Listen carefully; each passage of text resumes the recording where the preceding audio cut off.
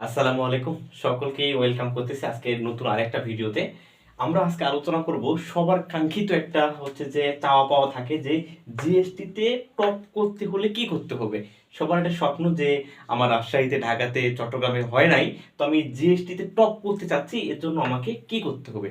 এর জন্য প্রথম যে বাক্য এটা হচ্ছে অন্যরা যা করবে না, অন্যরা যা করবে না তোমাকে তাই করতে হবে। এখন অনেকে আছে যে ভাই আমার জাস্ট কোন রকম চান্স পাইলেই হয়ে গেল।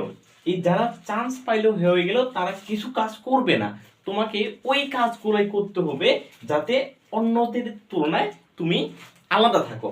সো এর জন্য তোমাকে যেই কিছু পদক্ষেপ গ্রহণ করতে হবে এগুলো দেখি একটু।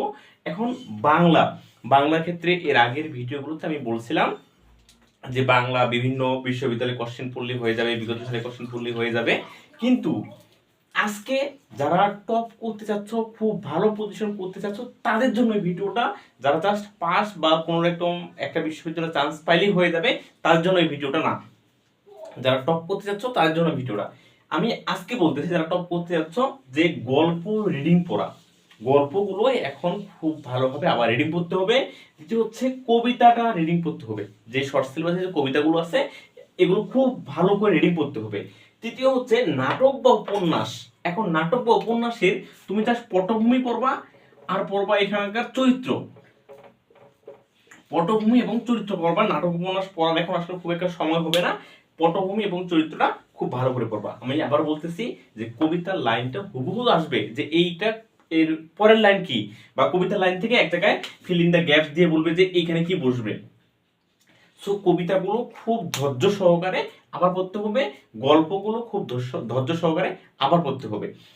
এরপরে বাংলা এইচএসসির যে সিলেবাস আছে, এইচএসসি সিলেবাসে বানান, সমাস, পারিভাষিক শব্দ, প্রকৃতি প্রত্যয়, এরপর হচ্ছে আপনার বাক্য এবং পদ, বাক্য আপনার হচ্ছে পরিবর্তন, বাক্য শুদ্ধিকরণ, এই সব কিছু আবার ভালো করে পড়তে হবে। এর মাঝে ব্যাকরণের কিছু বিচরণ অংশ এবং কিছু টপিক আছে যেগুলো আমি এইখানে অ্যাড করি নাই, কিন্তু এর আগের ভিডিওগুলোতে বলছিলাম আমি যে ওই টপিকগুলো পড়তে হবে। এখন এইগুলোতে আমি কেন বেশি ফোকাস করতে বলতেছি, যেহেতু কোশ্চেনটা এইচএসসির সিলেবাসের একটা ফোকাস করবে ওনারা বেশি, সেই ক্ষেত্রে আপনার এই টপিকগুলো কোনোভাবেই মিস করা যাবে না। এখানে যে টপিকগুলো বলছি সমাস, বানান, উচ্চারণ, পারিভাষিক শব্দ, প্রকৃতি প্রত্যয়, বাক্য, পদ, বাক্য শুদ্ধিকরণ, এই টপিকগুলো খুব খুব ভালো করে পড়তে হবে। সবচেয়ে বড় বিষয় হচ্ছে যে আপনার বাংলায় 35 মার্ক, ইংরেজিতে 35 এবং হচ্ছে জিকেতে 15। টপ 200 এর মধ্যে যদি তুমি থাকতে চাও ভাই, এই টপ 200 এর মধ্যে থাকতে গেলে এইখানে 30, এইখানে 30, এইখানে হচ্ছে যে সরি এখানে 30 এর মধ্যে 25, এই 30 30 60 আর 25 হচ্ছে 85। 85 যদি তুমি পাও আশা করি টপ 200 বা এর কাছাকাছি থাকবা, এটা আমি আশা করতে পারি। আর এই বাংলায় 35 এর মধ্যে 30 প্লাস করতে হবে, বাংলায় আরো মার্ক বাড়াইতে হবে। ইংরেজিতে অনেকেরই 32 33 আসতে পারে, অনেকের নাও আসতে পারে, জায়গায় একটু হচ্ছে অনেকের মিসকনসেপ্ট থাকতে পারে, কিন্তু বাংলায় আপনার মোটামুটি 30 প্লাস মার্ক খুব ইজিলি উঠা যাবে। কিন্তু এখন এই গল্প এবং কবিতা, এই গল্প কবিতা এবং নাটক উপন্যাস থেকে আপনার 20 প্লাস প্রশ্ন থাকবে। গল্প কবিতা এবং নাটক উপন্যাস থেকে 20 প্লাস প্রশ্ন থাকবে। সো বাংলা এটা খুব ভালো করে পড়তে হবে। গল্প রিডিং, গল্প এবং কবিতাগুলো আমি নতুন করে আবার রিডিং পড়তে বলতেছি। এখন ইংরেজি, ইংরেজির ক্ষেত্রে প্রথম কথা হচ্ছে যে পার্টস অফ স্পিচ খুব ভালো করতে পড়তে হবে। এখন পার্টস অফ স্পিচ বলতে noun, pronoun, adjective, adverb, verb এতটুকু পড়ে রাখলে শেষ। যদি আপনি এতটুকু পড়ে শেষ করে রাখেন তাহলে হবে না। এই জায়গায় আপনাকে interchange of parts of speech, তারপর হচ্ছে position of parts of speech খুব ভালো করে করতে হবে। এখন এই জায়গায় প্রিপজিশন থেকে প্রশ্ন আসবে 4 থেকে 5টা, 4 থেকে 5টা। তারপর synonym antonym, spelling, idiom, phrase, এই টপিকগুলো অনেকেই বলে ভাই আমি এত কিছু মুখস্থ করতে পারবো না। যারা ব্যাক বেঞ্চার বা যারা জাস্ট কোনো রকম একটা বিশ্ববিদ্যালয়ে চান্স পেতে যাচ্ছে তারা বলতেছে আমি এই টপিকগুলো পড়বো না, এগুলো এত কিছু মুখস্থ করা সম্ভব না। কিন্তু তুমি যদি ভাই টপ করতে চাও, তোমাকে টপ করতে গেলে অবশ্যই অন্যরা যা বাদ দিয়ে যাবে পরীক্ষায়, তোমাকে সেই জিনিসগুলোই বেশি ফোকাস করা লাগবে। বিশেষ করে preposition, synonym antonym, spelling, idiom, phrase, এই কয়েকটা জিনিস খুব ভালো করে মুখস্থ করতে হবে। এখন কি মুখস্থ করবা, এটা হচ্ছে বিগত সালে যে কোশ্চেনগুলো আসছে এগুলো পড়লেই গুচ্ছে হয়ে যাবে, আর নতুন করে পড়তে হবে না। আচ্ছা, এখানে বোর্ড বইয়ের একটা কারসাজি আছে, এটা আমি একটু পরে বলতেছি। এরপরে সাবজেক্ট ভার্ব এগিবে এবং রাইট ফর্ম অফ ভার্ব, এই দুটো টপিক থেকে 5টা কোশ্চেন আসবে, অন্তত 5টা কোশ্চেন আসবে। তারপর হচ্ছে modifier, tag question, sentence. Sentence হচ্ছে সিম্পল কম্পাউন্ড সেন্টেন্স, আইডেন্টিফিকেশন অথবা চেঞ্জ, দুটোই আসতে পারে। এরপর ফ্রেশ এবং ক্লজ থেকে একটা কোশ্চেন থাকবে। ভার্ব, ভার্ব থেকে বিভিন্ন ভাবে কোশ্চেন আসতে পারে, ফিল ইন দ্য ব্ল্যাঙ্কস হিসেবে আসতে পারে, তারপর হচ্ছে যে লিঙ্কিং ভার্ব হিসেবে আসতে পারে, এখানে জিরান পার্টিসিপল পড়তে হবে। এরপর ন্যারেশন এবং ভয়েস পড়া লাগবে। ইংরেজি প্রথম পত্র, ইংরেজি প্রথম পত্রের ক্ষেত্রে শর্ট সিলেবাসের যেই প্যাসেজগুলো আছে এই প্যাসেজগুলো আরেকবার ভালো করে রিডিং করতে হবে, কারণ এই প্যাসেজের মধ্যে থেকে একটা লাইন তুলে দিবে যেটা হচ্ছে গ্রামাটিক্যাল ধরে আসছে, ওটা আসলে গ্রামাটিক্যালি সলভ করতে হয়, কিন্তু এই প্যাসেজ থেকে লাইন তুলেও দিতে পারে।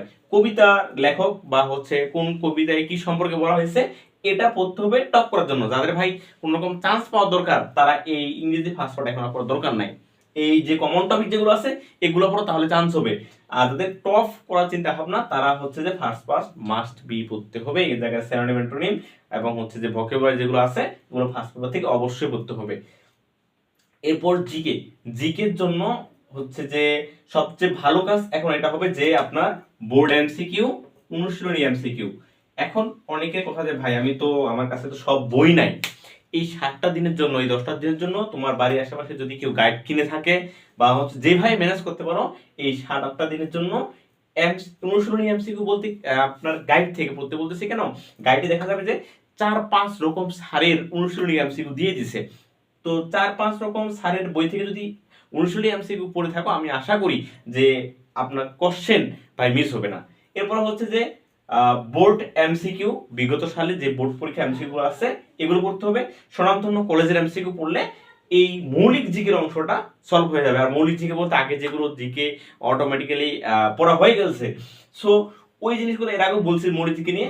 এখন আরো কিছু কাজ করতে হবে, এর তো গেল পড়া, যে এই টপিকগুলো পড়লে আমার মোটামুটি হয়ে যাবে, আরো কিছু টেকনিক অবলম্বন করতে হবে। যেমন এই ইংরেজিতে তুমি যদি ভাই প্রথমেই বের করে নাও যে আমি হচ্ছে যে কম্প্রিহেনশন সলভ করব, কম্প্রিহেনশন সলভ করতে গিয়ে 15 মিনিট খাই ফেলছো, এখন হচ্ছে যে পরবর্তী গিয়ে দেখো যে এই পাশে আর সহজ সহজ প্রশ্ন আসছে, কিন্তু এই 15 মিনিট আগে আমি খেয়ে ফেলছি কোথায়, এই কম্প্রিহেনশনে। তো এই যে যে সময়টা মেনটেন করাটা একটা গুরুত্বপূর্ণ। এছাড়াও আরো কিছু মানে হচ্ছে যে যারা টপ করে তাদের হচ্ছে যে স্পেশাল কিছু টেকনিক আছে, আর বিশেষ করে গুচ্ছের কোশ্চেনে। তো এই সব কিছু আমি আরেকদিন পরীক্ষার আগে আগে কথা বলবো, কারণ আজকে এত কিছু বললে হয়তো বা এইগুলো পরীক্ষার দিন অ্যাপ্লাই হচ্ছে যে নাও করা যেতে পারে।